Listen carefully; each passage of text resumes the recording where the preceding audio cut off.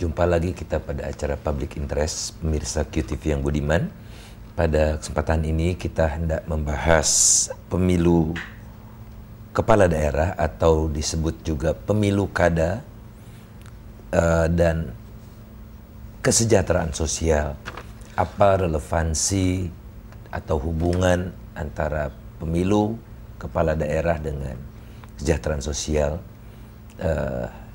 mengingat bahwa mau tidak mau pemilu kada ini merupakan kontrak sosial sebetulnya yang secara langsung dilakukan oleh para calon bupati, wali kota ataupun gubernur dengan rakyatnya, sehingga diharapkan ada akuntabilitas dan ini diharapkan betul-betul membawa pada perjuangan meningkatkan kesejahteraan sosial lebih mengena, karena tidak ada lagi perwakilan atau DPRD misalnya seperti dulu, percalonan politik seperti di masa lalu.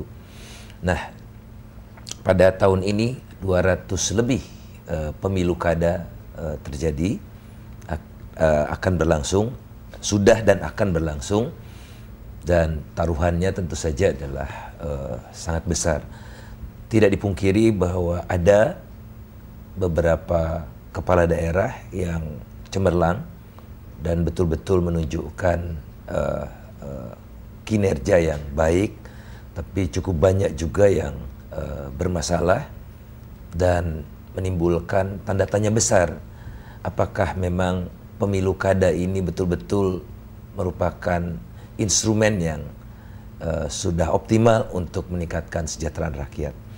Untuk itu kita akan membahasnya dengan 3 narasumber. Di sebelah kiri langsung saya adalah Bapak M. Rias Rashid, pakar ilmu pemerintahan. Apa kabar Pak? Baik, alhamdulillah. Pak Rias ini tidak mau disebut jabatan akademiknya. Kedua adalah Bung Yunarto Wijaya, Direktur Riset Carta Politika. Apa kabar Mas? Baik, Oke. Dan yang terakhir adalah Bung Ray Rangkuti, Direktur Lingkar Madani untuk Indonesia atau LIMA, betul ya? Betul. Oke. Saya ingin pertama-tama bertanya kepada Pak Rias sebagai salah seorang penggagas ini reformasi politik, undang-undang kepartaian, undang-undang otonomi daerah. Apa gagasan dulu Pak sehingga format politik yang terjadi di masa reformasi ini seperti sekarang, dan antara lain dicirikan oleh pemilu kada langsung ini, dan tujuannya apa kira-kira yang tersirat dan tersurat? Iya, jadi sebenarnya reformasi itu kan merupakan koreksi yang fundamental terhadap sistem pemerintahan yang lama, sistem politik yang lama.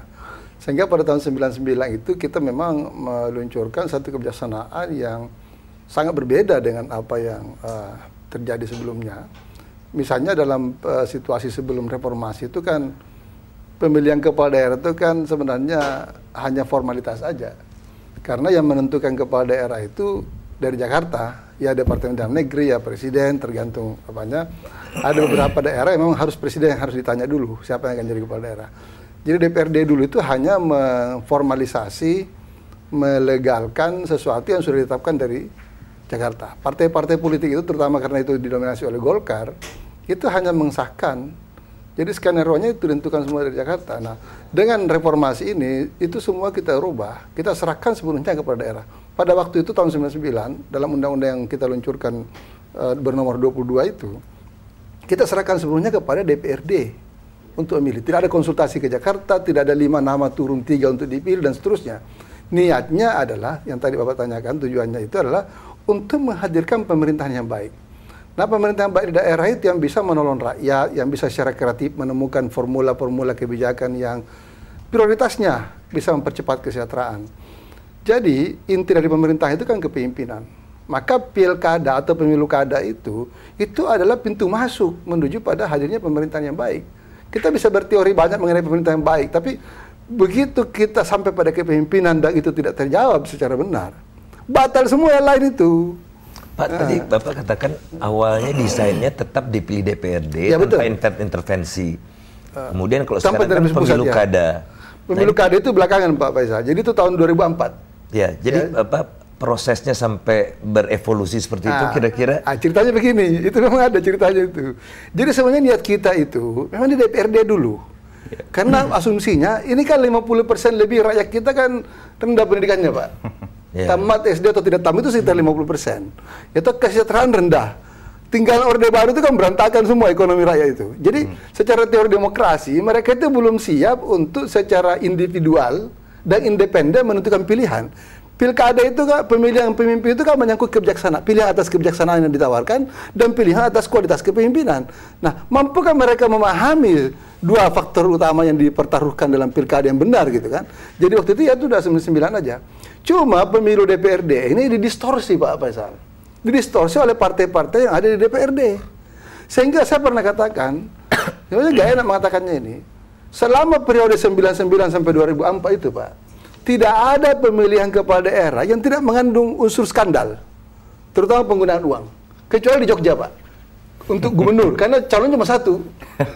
Tidak ada perdebatan. Semua daerah lain, Pak, itu terjadi suap menyuap. Besar kecilnya tergantung kondisi. Ini yang kemudian membuat pemerintah Megawati dan DPR waktu itu sepakat, oke lah, ini harus kita harus hentikan ini skandal-skandal di DPRD ini. Dipilih cara langsung itu. Bagaimana akibatnya itu harus kita bahas lagi. Oke, Bung Yunarto.